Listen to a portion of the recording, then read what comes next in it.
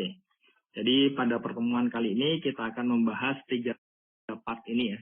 Pertama adalah pengertian ring dan selanjutnya sifat-sifatnya kan otomatis kan. Dan bagaimana dengan himpunan bagian yang merupakan ring yang sama terhadap operasi yang sama seperti induknya. Dan itu yang kita sebut dengan subring. Terakhir adalah tentang ideal dan ring faktor. Jadi ideal ini banyak sekali dipakai. Entah itu digunakan aplikasinya atau ketika perlombaan itu banyaklah yang menggunakan tentang ideal. Apalagi yang ring faktor.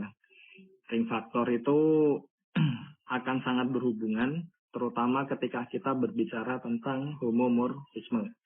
Jadi waktu yang pertemuan yang lalu itu kan kita sudah membahas ya tentang homomorfisme tapi kasusnya yang ada di grup. Nah ini bagaimana dengan yang ada di ring ya. Otomatis kan kita juga perlu melihat persekitarannya di situ.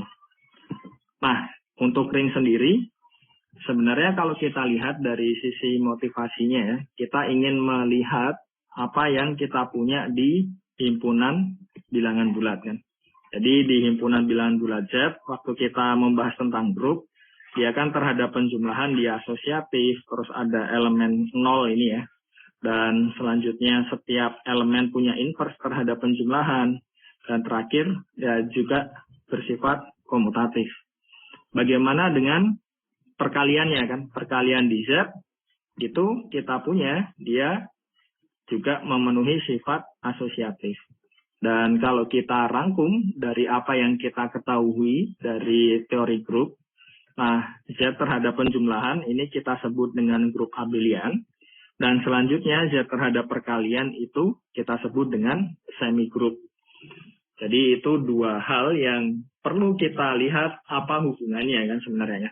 Karena kalau kita tahu ada dua struktur seperti ini, himpunannya sama, operasinya berbeda kan kita perlu satu lagi tambahan atau mungkin dua ya. Jadi kita perlu tambahan aksioma untuk merekatkan dua operasi tersebut.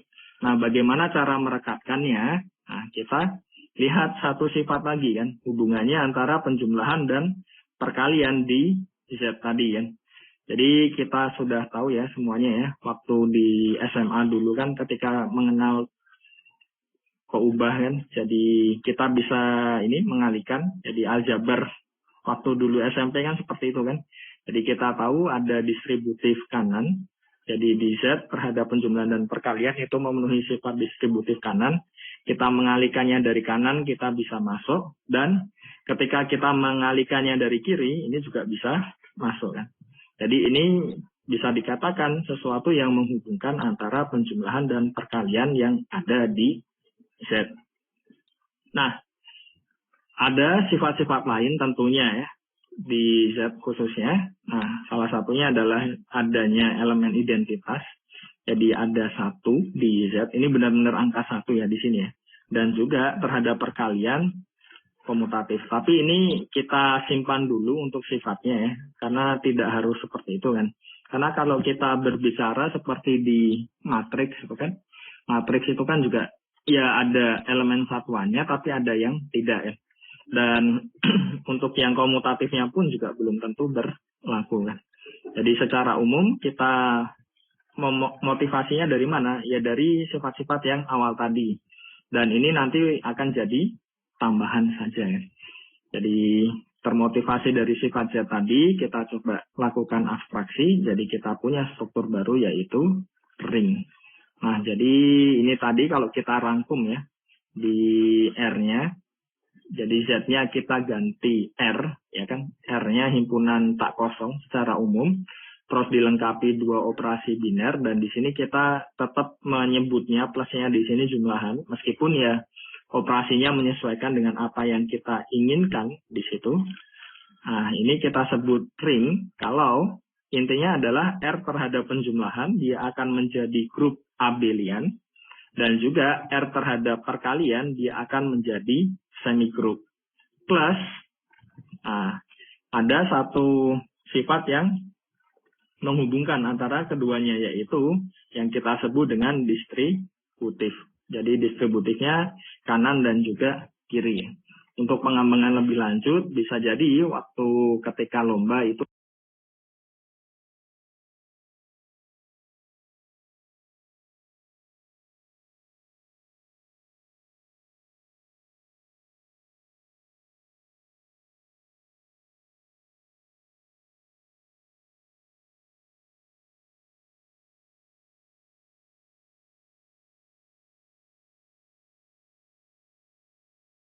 nanti distributifnya hanya satu sisi kan. Jadi bukan benar-benar ring ya. Itu juga sangat mungkin ya untuk dilakukan kan seperti itu kan. Pengembangannya macam-macam lah ini. Karena kita hanya melihat suatu himpunan dengan operasi yang ada di situ kan. Jadi ya bisa luas sekali kan untuk pengaplikasiannya, terus untuk problem-problem yang ada di situ kan. Khususnya konteksnya ketika di perlombaan kan banyak yang bisa dimodifikasi ya. Dan maka dari itu kita perlu untuk memahami itu secara utuh ya di sini ya. Tidak hanya sekedar menghafalkan definisinya apa, terus syaratnya apa saja itu kan ya bukan sesuatu yang baik ya. Tetapi di matematika itu kan pemahaman itu yang paling penting ya. Nah, intinya adalah R plus kali ini kita definisikan dia akan ring kalau memenuhi 3 poin di sini ya, 3 poin Romawi di sini. Dan kalau kita ringkas, kita buat tabelnya. Nah, tabelnya kurang lebih ya seperti ini kan. Jadi terhadap plus kita perlu tunjukkan ada 4 ini, dan terhadap kali cukup yang pertama kan. Plus nanti tambah yang Romawi 3 ini kan, yang distributif kanan dan distributif kiri. Nah, bagaimana dengan contoh-contohnya? Ya kita mulai saja dengan yang paling dekat kan. Jadi yang paling dekat kita sudah familiar dengan himpunan bilangan-bilangan di sini kan. Otomatis kan kita perlu bertanya kan dari Z tadi. Kalau misalkan Z-nya kita ganti dengan himpunan-himpunan yang di sini, operasinya penjumlahan dan perkaliannya sama, bagaimana yang terjadi kan. Jadi penjumlahan dan perkaliannya pakai penjumlahan dan perkalian bilangan biasanya ya, yang sudah kita kenal kan. Nah ternyata yang pertama adalah untuk yang Q sendiri, dia juga akan menjadi ring. Lebih khusus, ini juga memuat elemen 1 kan. Jadi 1 masuk di Q, dan perkaliannya dia juga komutatif. Jadi mirip seperti yang di Z. Tapi ada perbedaannya.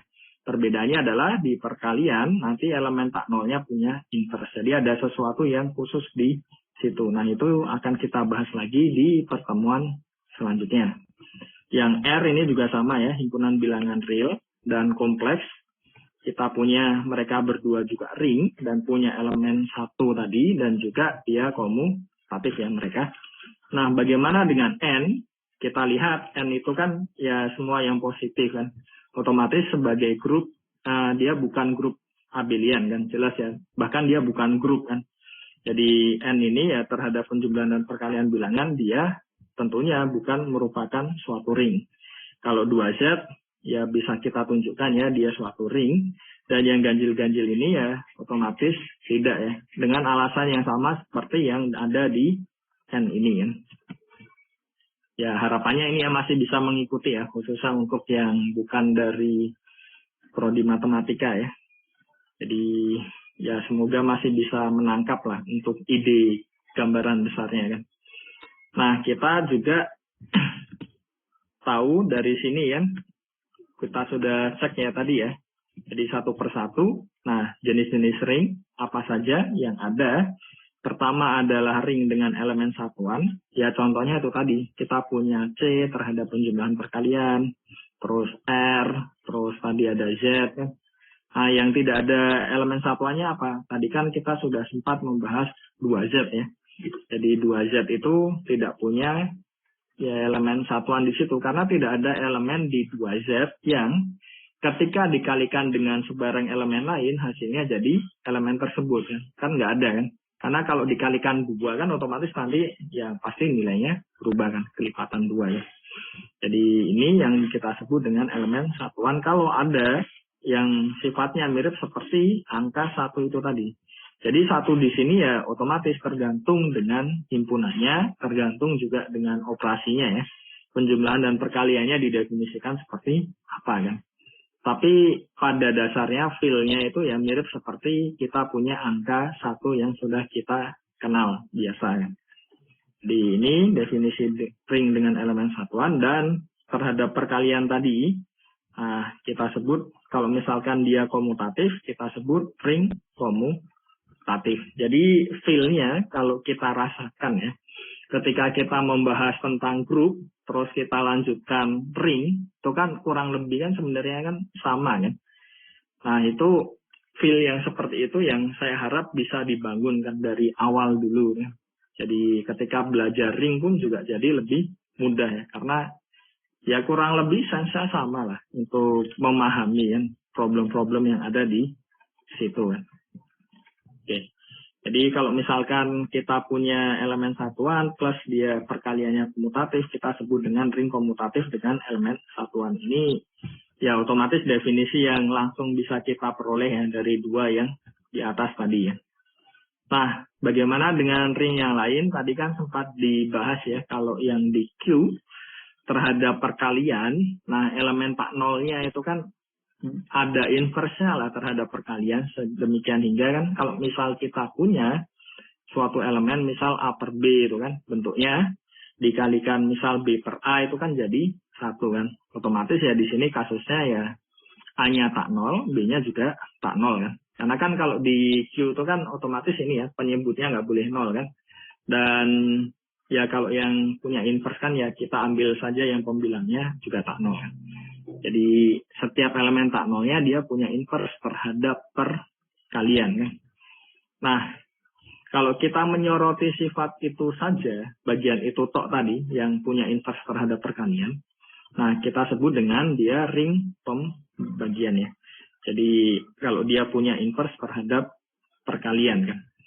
Nah, secara khusus, secara detail dengan penjabaran definisinya kurang lebih ya seperti ini kan. Untuk setiap elemen tak nol di R, ada Y di R, sedemikian hingga X kali Y sama dengan Y kali X sama dengan 1R. Jadi ini kurang lebih ya definisi formalnya lah di situ. Dan Y ini kita sebut dengan inverse X terhadap perkalian, dan biasa dinotasikan dengan X pangkat negatif 1.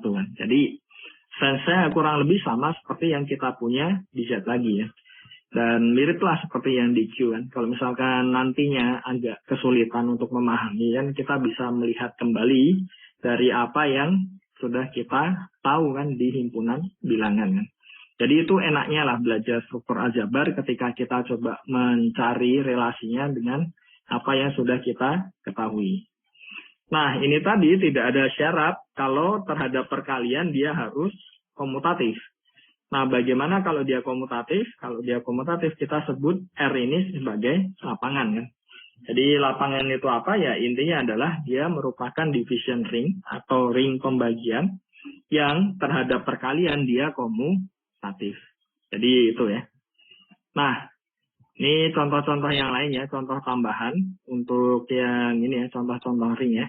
Jadi di sini kita punya ini tadi ya, sudah kita bahas. Ini contoh-contoh atau ring di itu ya. Nah, terhadap perkalian dia contoh yang lain ya, contoh tambahan untuk yang ini ya, contoh-contoh ring ya. Jadi di sini kita punya ini tadi ya, sudah kita bahas. Terus contoh yang lain apa? Kalau kita punya himpunan bilangan bulat modulo N, itu kan kita bisa buktikan terhadap penjumlahan. Ya di penjumlahannya ya, otomatis ya konteksnya di modulo N juga ya. Dia akan menjadi grup abelian dan terhadap perkalian jadi semi grup. Dan karena basicnya dia kembali lagi ke perkalian bilangan kan, dengan memodifikasi sedikit lah. Kita juga bisa menunjukkan operasi penjumlahan dan perkalian di himpunan bilangan bulat modulo N itu nanti akan bersifat distributif kiri dan juga distributif kanan. Jadi ini contoh ya ring juga kan. Dan secara khusus dia juga ini ya ring komutatif ya. Nah dia juga punya elemen satuan yaitu satu bar. Satu bar ini apa ya, intinya ya kelas yang ada di sini. Ini kan dibentuk dari relasi kan sebenarnya. Jadi kelas yang memuat satu kan. Nah, contoh ring yang lain sebenarnya. Jadi kelas yang memuat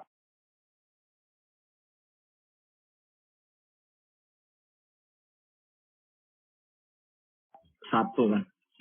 Nah, contoh ring yang lain, kita punya matriks. Nah, ini secara khusus kita ambil matriks ukurannya N kali N. Dengan N-nya otomatis ya lebih dari sama dengan 2 ya.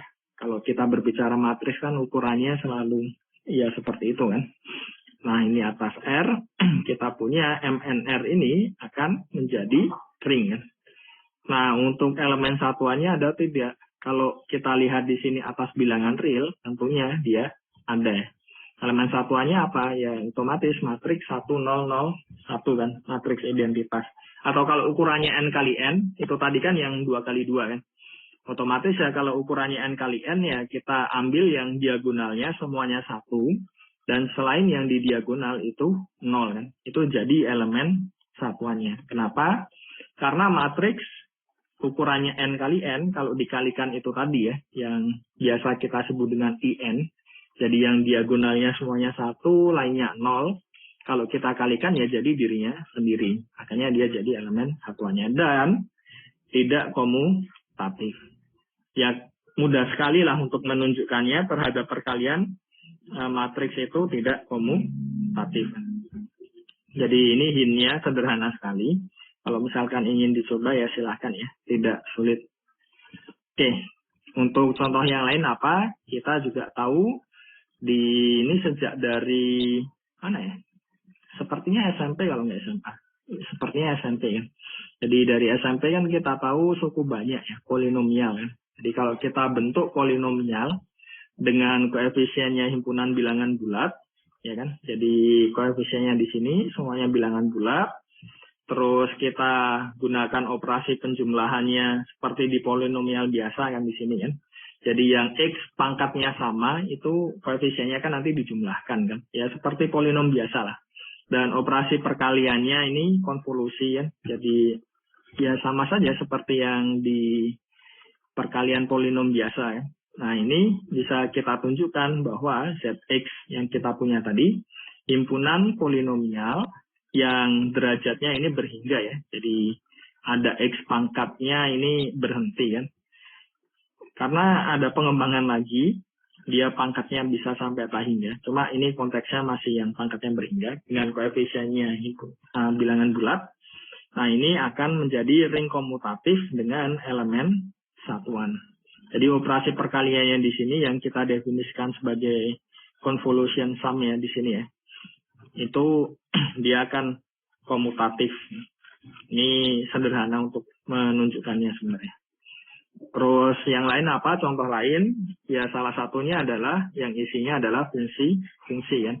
Nah operasinya apa? Operasinya misalkan kita ini ya, jadi himpunannya ini kita perjelas dulu. Jadi himpunannya adalah fungsi dari yang kita ambil di sini ya himpunan bilangan real ke himpunan bilangan real. Tapi lebih umum lagi nanti bisa kita definisikan lah, tidak hanya ini saja kan. Nah, operasi penjumlahan fungsinya kita definisikan sebagai fungsi yang memetakan X ini ke Fx plus Gx kan. Jadi itu F plus G kita. Dan perkaliannya bagaimana? F kali G kita itu memetakan X ke Fx dikali Gx. Dan ini akan menjadi ring komutatif juga dan punya elemen satuan kan. Nah, untuk elemen nolnya apa di sini ya? Kalau kita lihat seperti ini, kita punya Fx plus Gx, berarti kan elemen nolnya adalah fungsi yang memetakan semua R ini ke 0 kan. Karena kita butuh di sini 0 kan, supaya ini jadi Gx. Jadi dia fungsi konstan bernilai 0, itu akan jadi elemen nolnya. Bagaimana dengan elemen satuannya? Nah, kita butuh supaya ini jadi Gx kalau misalkan F-nya ini kita set jadi satuannya ya. Berarti kan kita perlu Fx ini, ya F-nya ini fungsinya, ya mau tidak mau ya, jadi memetakan semua bilangan real ke 1. Oke ya.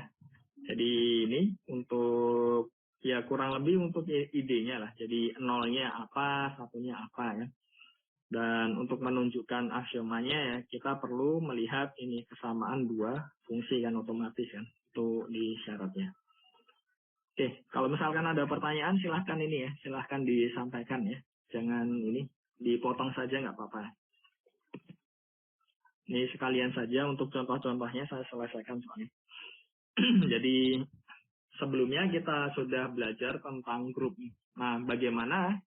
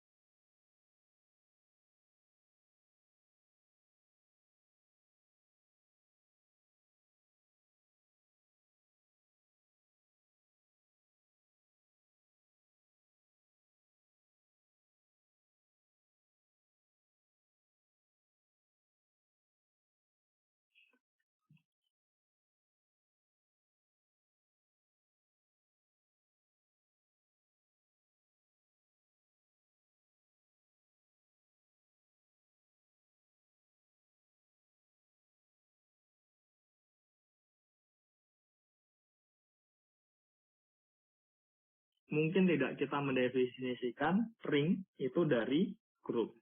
Nah, ternyata ya bisa kan. Jadi kita punya ini G terhadap penjumlahan, otomatis G itu punya elemen 0 kan, elemen identitas ya di G. Nah, bagaimana cara melihatnya? Nah, kita definisikan saja operasi perkaliannya ini, apapun elemen yang ada di G itu ya hasil operasinya jadi 0 kan. Dan bisa kita tunjukkan dengan mudah G terhadap plus dan kali ini. Jadi plusnya ini ya masih plus yang sama ya yang ada di G ya.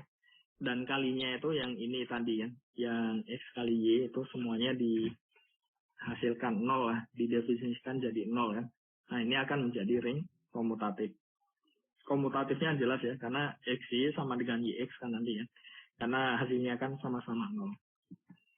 Nah, contoh lain apalagi kita sudah belajar tentang homomorfisme grup kan, yang pertemuan sebelumnya ya.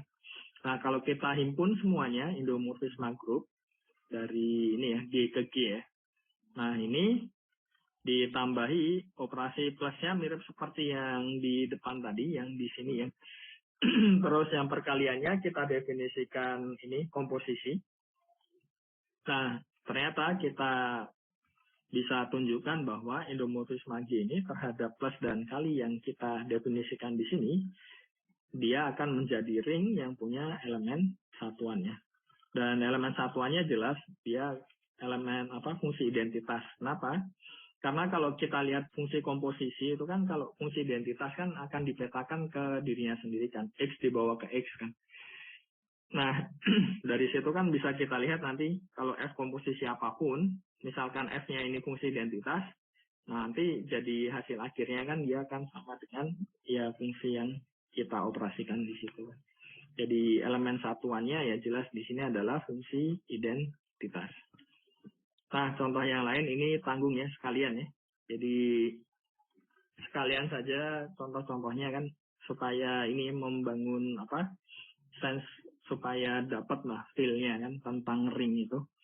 Nah, ini tentang himpunan kuasa. Himpunan kuasa itu apa? Ya intinya adalah kalau kita punya suatu himpunan tak kosong, misalkan kita notasikan dengan A, himpunan kuasanya itu apa? Ya semua subset dari A itu kita kumpulkan, itu adalah himpunan kuasa kita kan. Terus kita definisikan operasi penjumlahannya seperti ini, yang kita punya di ini ya himpunan ya. Terus yang perkaliannya kita definisikan sebagai irisan dari dua himpunan ya. Jadi ini dia akan menjadi suatu ring. Nah, bagaimana dengan sifat-sifatnya? Untuk sifat-sifatnya ini, untuk yang lebih detailnya, bisa dicek di ya webpage yang saya share di depan tadi ya, di slide paling awal ya. Itu kan ada ugm.id /p kapital ENG terus A kapital aljabar ya. Nah, itu sudah saya masukkan untuk detailnya dari sisi ini ya, pembuktian ya. Karena kalau misalkan dibuktikan semuanya cukup panjang. Tapi kan setidaknya memang harus tahu kan bagaimana cara menunjukkannya. Jadi feel-nya dapat dari situlah. Nah, di sini kita punya definisi pengurangan. Apa yang ya kita punya tentang pengurangan ya. Kalau penjumlahan kan ada pengurangan ya. Intinya pengurangan itu adalah kita jumlahkan dengan inversnya terhadap penjumlahan ya. Jadi X dikurang Y itu maksudnya adalah X ditambah dengan inverse dari Y terhadap penjumlahan. Nah, bagaimana dengan perpangkatan? Ya, intinya adalah kita gandakan terhadap operasi perkalian di sini. Jadi sekali lagi operasinya itu di sini secara umum ya, tergantung apa yang diketahui kan. Jadi kita gandakan sebanyak n kali ya. Nah kalau pangkatnya minus bagaimana? Ya berarti inversnya yang kita gandakan sebanyak n kali. Nah ini ada beberapa sifat-sifatnya dan untuk buktinya ini ya saya skip saja kan karena overall kan bisa dicoba sendiri kan untuk kita skip beberapa sifatnya yang kita gandakan sebanyak n kali. Nah ini ada beberapa sifat-sifatnya dan untuk buktinya ini ya saya skip saja kan karena overall kan bisa dicoba sendiri kan untuk buktinya. Dan yang perlu diperhatikan di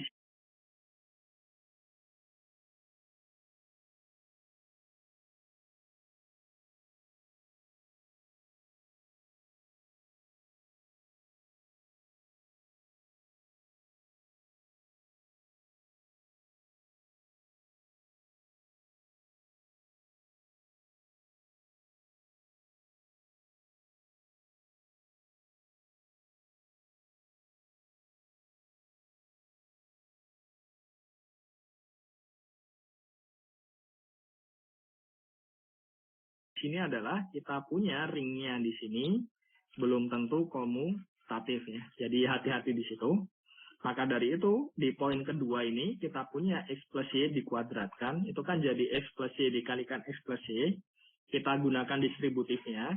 Dan dua ini tidak bisa kita satukan ya. Kalau misalkan dia ringnya tidak komutatif. Jadi mau tidak mau ya kita nulisnya harus seperti ini kan. YX plus XY ya. Jadi yang harus hati-hati di situ. Tapi untuk detail ini ya, untuk buktinya ya bisa cek di webpage tadi ya. Sudah banyak videonya lah yang berkaitan tentang ini ya. Jadi bisa cek di situ. Ini juga salah satu alasannya ya, kenapa kok di himpunan bilangan real, kalau kita kalikan suatu bilangan dengan 0, hasilnya jadi 0 ya. Jadi itu, ini untuk bukti yang kedua, yang ketiga idenya semuanya ada di situ. Tapi karena kita hanya review kan, jadi tidak perlu sampai detail untuk ini ya, untuk buktinya kan. Nah, kita lanjut tentang subring. Jadi untuk motivasinya itu sebenarnya sama seperti ketika kita belajar tentang grup kan. Jadi kalau kita mengingat-ingat ya yang sudah kita bahas tentang grup itu kan ketika kita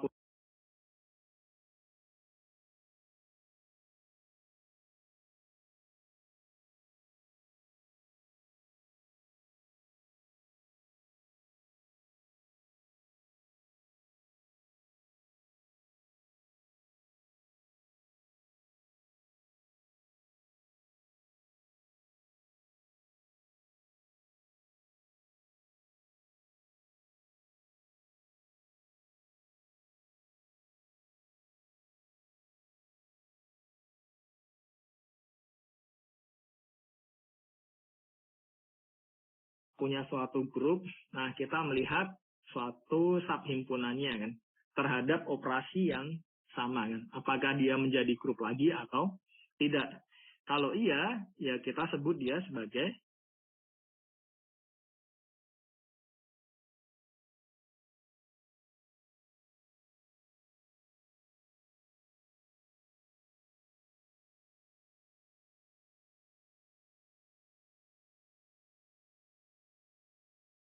subgrup. Kalau tidak ya berarti bukan. Nah di ring juga kurang lebih sama sense-nya kan. Cuma bedanya operasinya ada dua, ada penjumlahan dan juga ada perkalian. Otomatis ya yang harus dilihat tidak boleh hanya satu saja kan, harus dua-duanya. Jadi apa yang kita maksud dengan subring? Ya intinya kalau kita melihat motivasinya ya sama seperti yang di grup kan. Jadi di Z terhadap penjumlahan perkalian kita lihat yang ini ya himpunan bilangan kelipatan 2 kan di sini kan. Nah, ternyata 2Z plus kali ini merupakan ring lagi. Tapi yang ganjil-ganjil kan tidak kan. Otomatis ya ada yang iya, ada yang tidak. Dengan sense yang sama seperti yang kita punya di grup, otomatis kan ya ada subhimpunan dari suatu ring yang tak kosong ya, otomatis ya. Dan dia akan menjadi ring lagi terhadap operasi yang sama, terhadap induknya, dan ada yang tidak kan. Jadi itu membuat peluang kita untuk mendefinisikan sesuatu kan. Dan sesuatu ini yang kita sebut dengan subring ya. Jadi himpunan tak kosong itu yang S subset R ini kita sebut subring di dalam ring R ini jika terhadap dua operasi biner yang sama, jadi terhadap plus dan kali yang sama yang ada di R ini, nah S plus kali ini jadi ring lagi ya. Otomatis kan ya bisa kita lihat ya, cara berpikirnya kan sama persis seperti ketika kita belajar yang ada di grup kan. Jadi kalau mau kita jabarkan lagi ya, karena S-nya ini ring, berarti kan S plusnya grup abelian, S kalinya semi grup, S terhadap plus kali memenuhi sifat distributif kiri dan juga kanan ya. Tapi, sama seperti ketika kita belajar di grup, kalau kita melihat subhimpunannya, bisa jadi beberapa sifatnya itu menurun. Subhimpunannya bisa jadi beberapa sifatnya itu menurun langsung dari induknya. Nah, di ring ini juga ya kurang lebih sama kan. Jadi ada beberapa sifat yang tidak perlu kita tunjuk, ya kurang lihat sama sebenarnya sifat distributif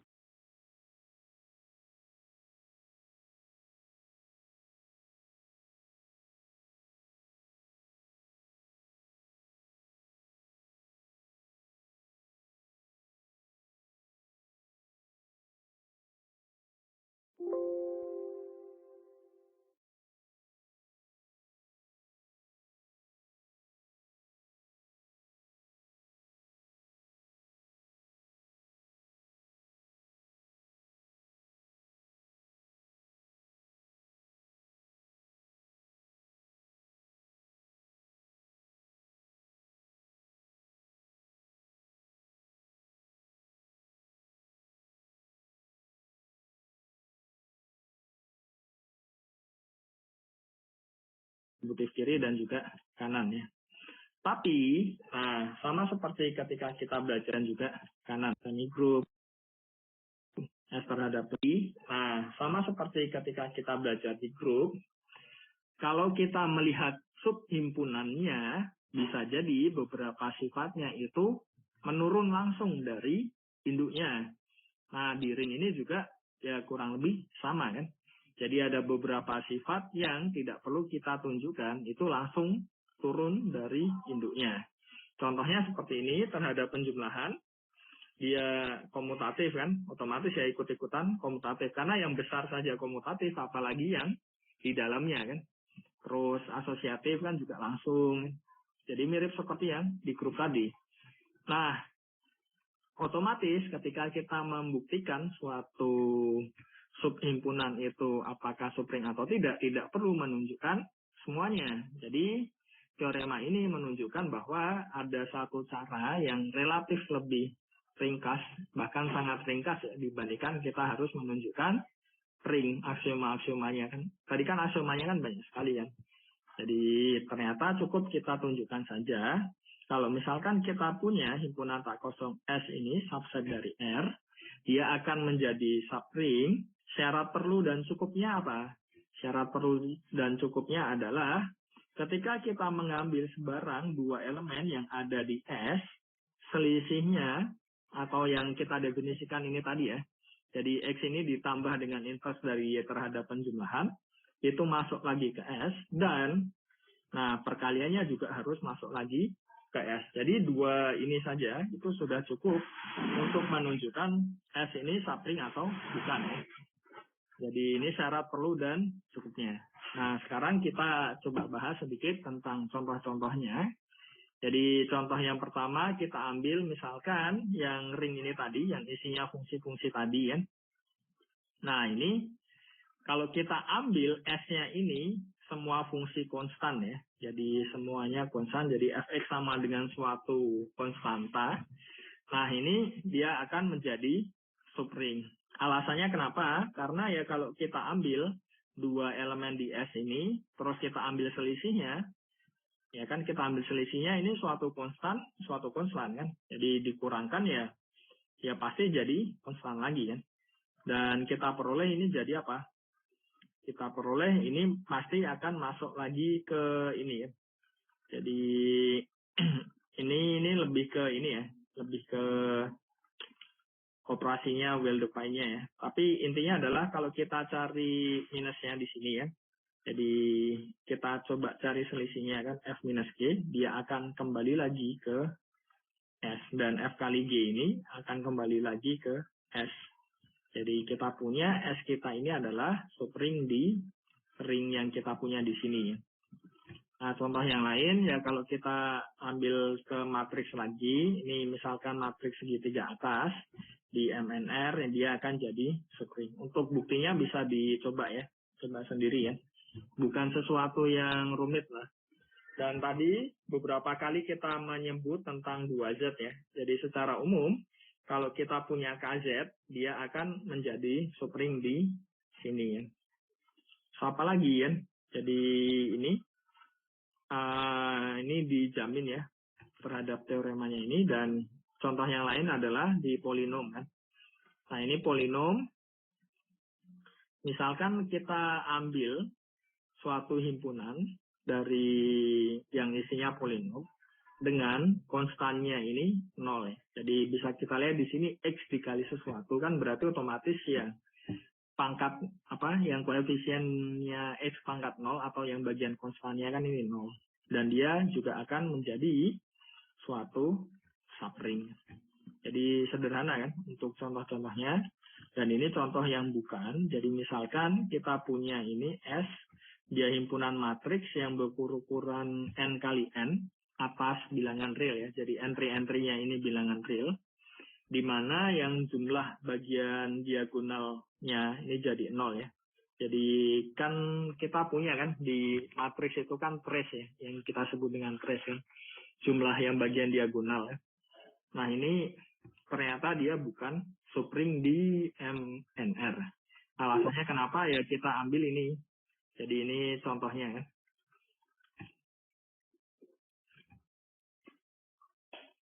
Oke.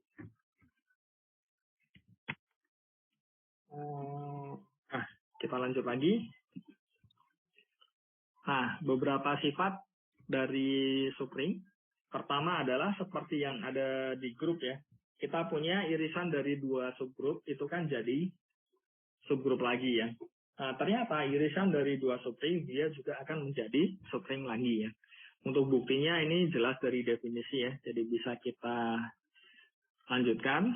Dan beberapa catatan ya di sini ya, tentang pemahaman yang kita punya ya.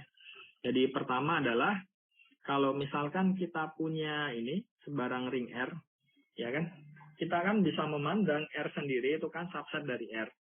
Dan kita juga bisa memandang singleton 0, jadi himpunan yang isinya hanya 0 yang di R. Nah itu bisa kita tunjukkan bahwa mereka berdua ya di sini ya, R dan 0R ini, yang isinya 0R ini, merupakan subring di R. Jadi setiap ring ini pasti punya subring ya. Dan kalau misalkan ringnya komutatif, ya kan, ringnya komutatif, semua subringnya juga pasti komutatif karena ya terbawa dari sifat induknya kan. Dan nah ini yang penting ya untuk diperjelas ya. Jadi kalau misalkan R-nya ini punya elemen satuan, terus S-nya ini subring di R, nah S-nya ini belum tentu punya elemen satuan. Jadi itu yang perlu dipahami ya. Jadi elemen satuannya ini juga sebenarnya masih bisa berubah juga. Jadi bisa jadi R-nya ini nggak punya elemen satuan, tapi S-nya juga punya elemen satuan, itu juga mungkin.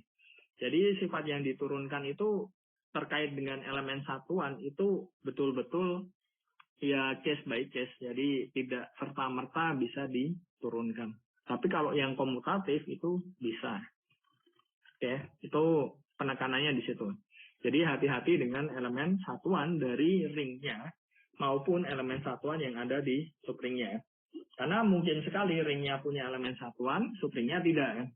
Dan bisa juga kan kita mendefinisikan sesuatu supaya subringnya punya elemen satuan.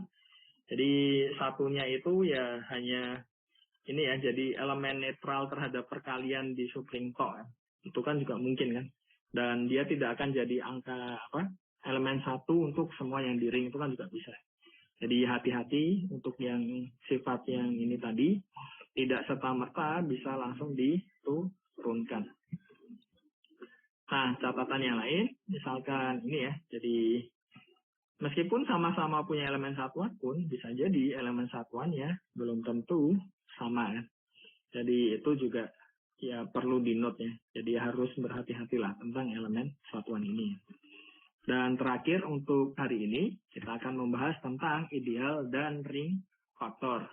Jadi kenapa kok kita perlu mendefinisikan ideal ya? Sebenarnya ya sama ya, seperti kita belajar tentang grup, kita kan punya grup, punya subgrup. Nah, terus pertanyaannya kan, bisakah kita membentuk grup baru dari dua himpunan tadi ya? Di sini juga sama ya. Jadi kita punya ring, kita punya subring. Nah, bisakah kita membentuk ring baru dari dua himpunan tadi ya? Jadi idenya ya kurang lebih sama kan. Nah, kalau di grup kita tahu untuk membentuk grup faktor tadi, jadi grup baru yang ingin kita bentuk tadi, ya tidak cukup hanya subgrup kan. Kita tahu dia harus memenuhi sifat ya yang kita sebut nanti jadi subgrup normal. Nah, di sini idenya kurang lebih sama. Jadi kalau kita punya ring, punya subring, nggak cukup ternyata untuk membentuk ring faktor kalau hanya subring. Nah, ada satu tambahan yang harus dipenuhi, dan nantinya kalau dia memenuhi itu ya kita sebut dia dengan ideal. Jadi kurang lebih ya esensinya kan sama kan. Cara berpikirnya, alurnya kan mirip ya. Maka dari itu kan waktu membahas tentang grup yang lalu itu kan beberapa kali saya tekankan lah. Jadi benar-benar ini, benar-benar yang perlu dipahami itu ya cara berpikirnya, cara mengembangkannya. Jadi itu yang sangat penting ya di situ. Nah, jadi ini definisinya ideal ya. Ya kalau kita punya subring itu kan ini ya. Jadi perbedaannya itu hanya di perkaliannya. Kalau di subring itu kan dua elemennya kita ambil dari ringnya kan. Nah, kalau di sini yang satu itu kita ambil dari R, yang satu itu dari I. Kan? Kalau mereka dioperasikan masuk lagi ke I, nah kita sebut dia, kalau ini mengalikannya dari kiri ya berarti nanti kita sebut dia dengan ideal kiri kan. Kalau mengalikannya dari kanan ya kita sebut ideal kanan. Nah, apa yang dimaksud dengan ideal ya kalau dia ideal kiri sekaligus ideal kanan. Ini alasannya itu ya sebetulnya ya karena ini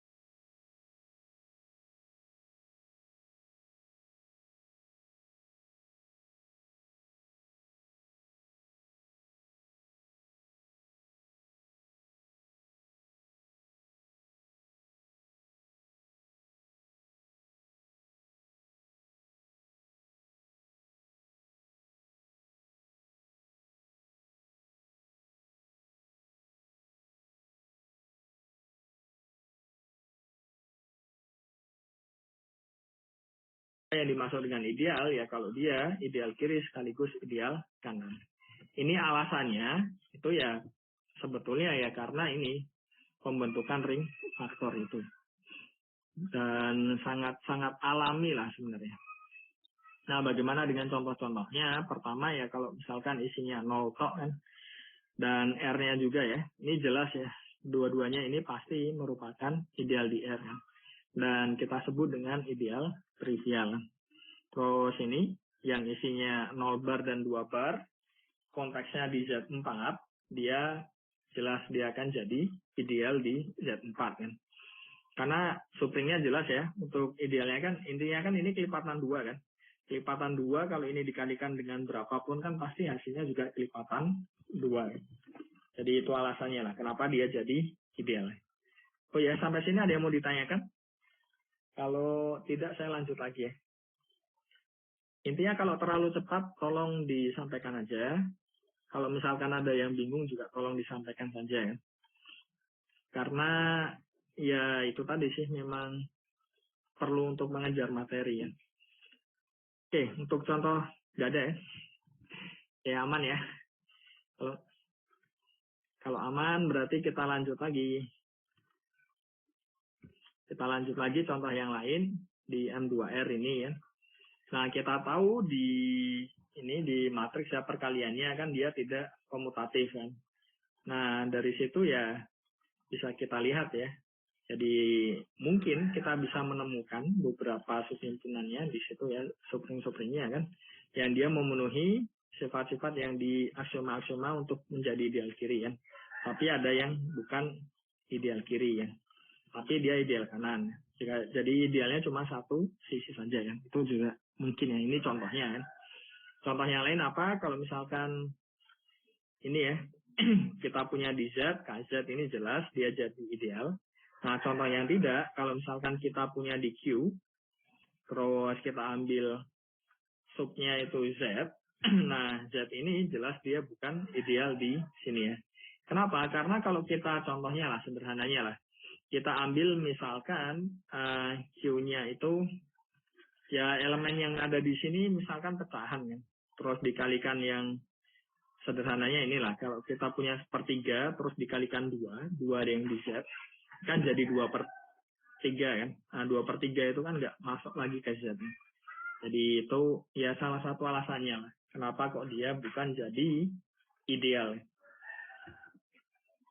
Nah, tadi kita sudah membahas sedikit tentang sifat-sifat dari supring. Nah, bagaimana dengan sifat-sifat dari ideal kan? Nah, ternyata kalau misalkan kita punya ini beberapa ini ya, beberapa ring di sini ya. Jadi kita punya ring R, terus ST. Jadi R ini supring di S, dan S ini supring di T. Jadi kita punya sequence, ya kan? Nah di sini, kalau ini kan R, ini S, ini T kan. Jadi ya begitulah. Kalau misalkan di sini R-nya ideal terhadap yang paling besar, nah dia akan jadi ideal yang ada di sini ya, jelas ya. Jadi kenapa? Karena ya dia menyerap ketika perkaliannya tadi kan semua elemen yang besar ini kan akan masuk lagi ke yang paling kecil ini kan. Apalagi semua yang ada di tengah-tengah ini ya. Tapi yang perlu diperhatikan adalah kalau misalkan R-nya ini ideal di S, jadi idealnya hanya yang di tengah-tengah ini, dia belum tentu jadi ideal di yang semuanya. Ya contohnya ini ya. Jadi kita punya ini. Jadi KZ itu ideal di Z, tetapi Z itu bukan ideal di Q. Kan? Ini contoh, kalau misalkan yang kecil ini ideal yang di tengah-tengah, dia belum tentu jadi ideal yang di besarnya. Bagaimana dengan sifat lain? Nah, jelas dari definisi, setiap ideal itu pasti merupakan supring. Ya. Jelas sekali ya. Dan selanjutnya adalah, ini sesuatu yang menarik ya, karena banyak dipakai di pembuktian.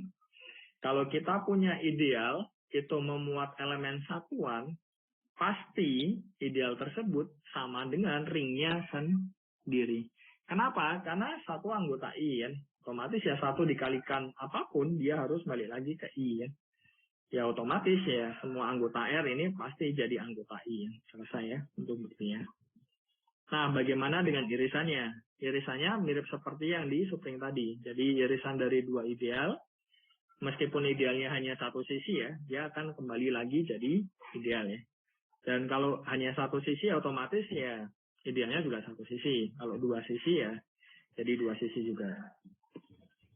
Terus sifat-sifat yang lain ini nggak tahu kenapa ya kalau sudah masuk ke konteks soal itu kadang-kadang ya banyak yang bingung ya. Jadi ini kan kita punya ideal itu kan ya himpunan kan. Jadi isinya ya elemen-elemen. Dan ternyata himpunan tadi bisa kita operasikan. Jadi kita bisa jumlahkan. Jumlahnya ya definisinya seperti ini ya. Sebenarnya operasi yang lain di ideal itu ya setidaknya ada dua yang lain lah. Pertama adalah irisan. Terus ada ini ya, ada perkalian juga ya. Jadi kita punya operasi yang ada di ideal ya. Jadi mengoperasikan dua himpunan tapi nggak pakai definisi himpunan. Jadi ada unsur ini, unsur operasi-operasi yang di ringnya ya. Jadi I plus J ini isinya ya himpunan X plus Y, yang X ini anggota I, Y yang anggota J. Dan dia jadi ideal lagi ya. Kalau I dan J-nya ideal. Dan lebih lanjut, nah gabungan dari IJ, jadi I gabung J ini akan termuat di sini. Nah nantinya bisa kita tunjukkan juga I plus J ini adalah ideal terkecil yang memuat I gabung J. Jadi diingat sekali lagi ya tentang terkecil tadi ya. Jadi terkecilnya di sini dalam konteks subset ya. Jadi makin besar itu maksudnya ya memuat yang lebih kecil itu aja. Oke. Nah, selanjutnya bagaimana dengan grup faktor ya. Jadi kita sudah tahu grup faktor, kita akan coba kembangkan di ring faktor ya.